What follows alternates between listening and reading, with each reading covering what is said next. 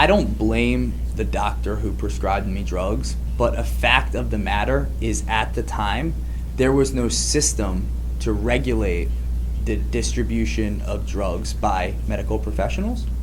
I think that my brain is hardwired to react to mind altering substances differently than other people's brain. I think that can be proven at Karen, or if you look at any other treatment centers, they have technology that's able to show that.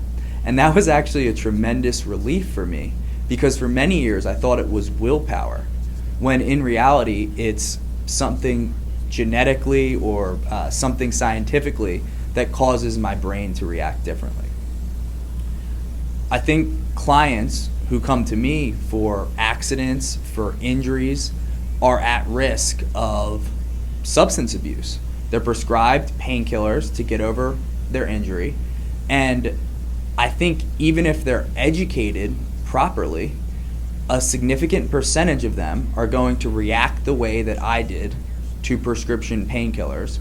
And no matter what they're told, they're going to develop a chemical dependency where they're not going to want to stop using the drugs. I think for me, the first 6 to 9 months, I thought about drinking and drugs regularly. As with any shift in habits or behavior, after a while, not drinking or using drugs is normalized.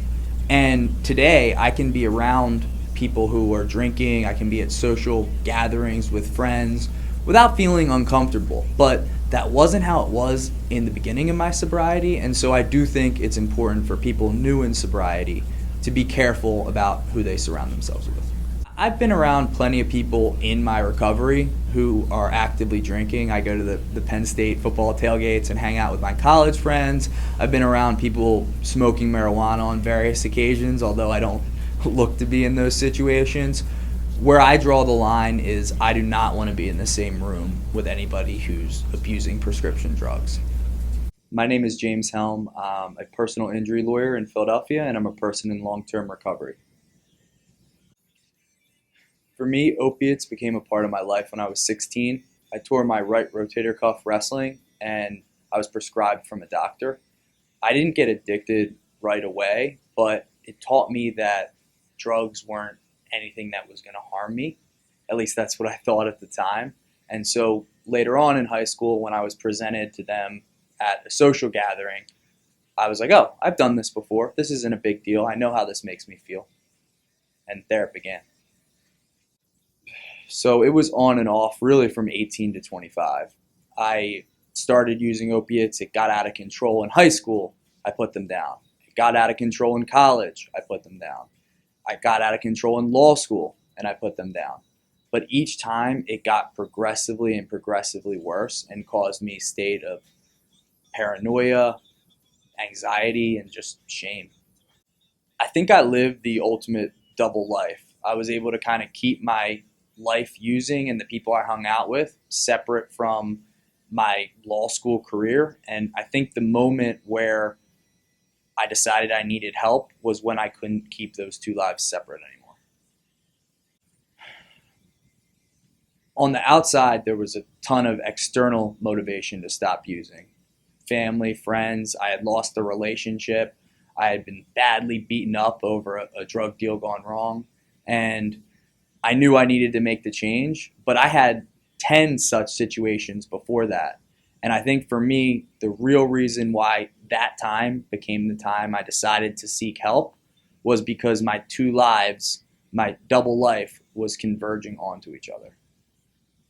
Yeah, I think my family knew I was using. My mom in particular, they wanted to look the other way. They were in denial about it. They thought, it might have had something to do with their parenting. But after a while, you just can't hide that behavior for so long. No, I didn't become estranged from my parents. My parents, I think, would have loved me and protected me just like a lot of parents of addicts do. They find trouble facing the reality because they have a layer of denial themselves. I think my motivation for understanding the laws regarding drug use stemmed from my experience helping other people. When you get sober and you go through the process of long-term recovery, you meet dozens and hundreds of other people that are struggling the way that you did. And if you're able to step out of that from an aggregate level, you look at the picture and you say, how is this happening? Why is this happening? What can we do to help prevent this? So I think there are three types of people that are at the greatest risk for overdose. They are people who are just getting out of treatment, people who are just getting out of jail, and people who are currently using drugs. And I think those people are not getting the resources that they need to prevent them from potentially getting out and overdosing. Prevention Point in Philadelphia is doing amazing work. They're preventing hepatitis, they're preventing AIDS, they're getting people into treatment, they're saving the taxpayer billions of dollars. But what's unbelievable is that outside of Philadelphia and Pittsburgh, Prevention Point and other syringe service programs are illegal in the state. So for me, I got sober by going to an inpatient treatment facility. I was still stubborn, so I was only at that inpatient treatment facility for 6 days, and I left against medical advice. What saved my life was an outpatient rehab after work in Haddonfield, New Jersey. And it took me between 60 and 90 days to really start stripping away the layers of denial and look at what my life had really become. I think the problem with the law of drug delivery resulting in death is that it's intended to punish drug dealers. But what it often does is punish people who are in active addiction because they're picking up the drugs for their friends. And under the law, they can be prosecuted for their friend's death when in reality what they need is treatment, not severe jail time. I think overdose prevention sites are one of many ways that we can step into the overdose epidemic. And at this point, I think we need to be exploring every option imaginable. I think that we can find examples of safe syringe sites and point them out as being negative, but nobody can deny the severity of the overdose epidemic. And right now, I think evaluating every option from a policy standpoint is a good idea. I think it's been clear now over the course of the last 10 years that we cannot arrest our way out of the overdose epidemic. Things continue to persist, and we need to change the laws so that we're not prosecuting people to the extent that they're getting jail time today for nonviolent drug offenses. I think lawyers in particular are at risk for drug and alcohol abuse. If you look at the article published by the New York Times, it goes into great length about lawyers and other professionals, but particularly attorneys that have substance abuse disorder. And so I think particularly in graduate school, it's something that's shunned upon, that cannot be discussed. And I think programs will start cropping up at law schools and other professional degrees where we actually encourage people in recovery to congregate, discuss their recovery, and discuss any problems that they may be having during school as a result of their recovery. I think marijuana is a gateway drug in the sense that it brings you around people who may also have drugs that, are more hard drugs. But at the same time, I don't think marijuana necessarily leads you to start abusing prescription painkillers or any other sort of hard drug. I think right now, how I can help professionals the most is working on a one-on-one basis. That's what I enjoy doing the most, is taking calls from people who are struggling and sharing my experience, strength, and hope, what I did to get better. And if they, let me in on what they're going through, giving them some practical advice that some people told me.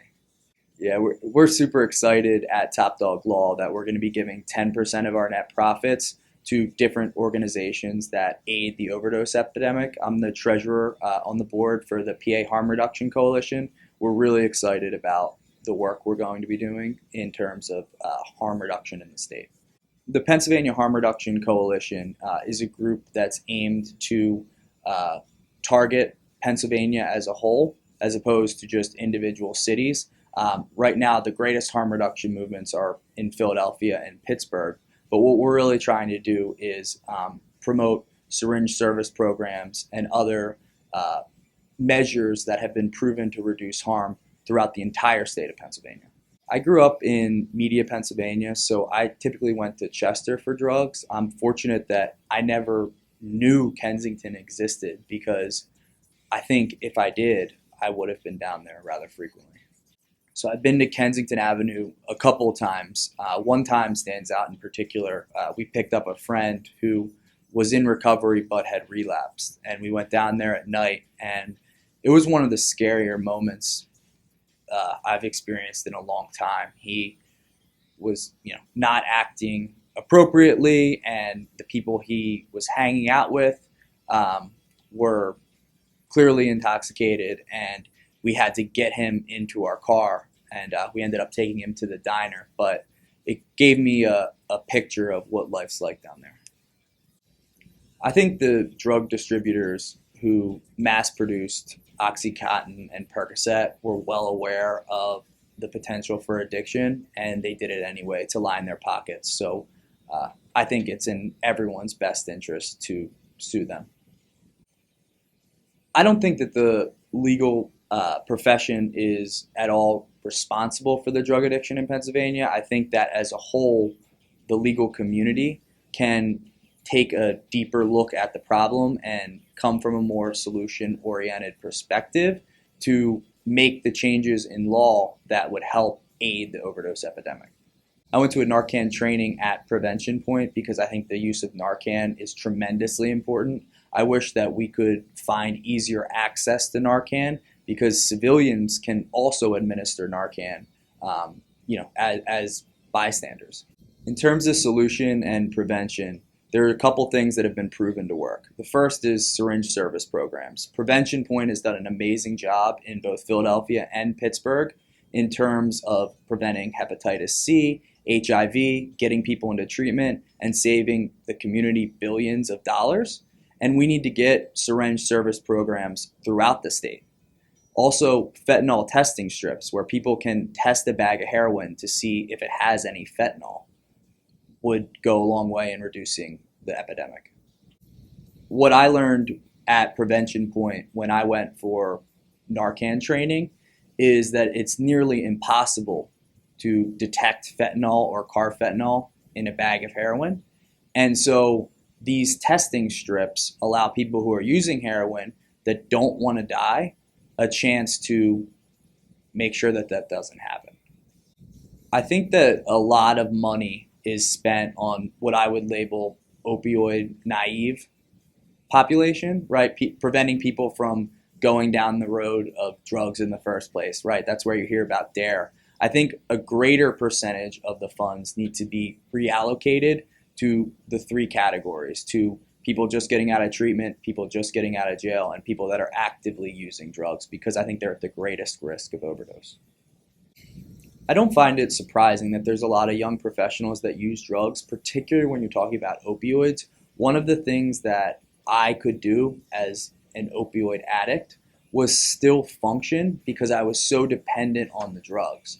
Whereas with alcohol or marijuana or any other type of illicit substance, it totally removes your ability to function. With opioids, I actually thought it gave me an advantage. Now, that may have been just in my head, but at the time, I thought I could function on a pretty high level.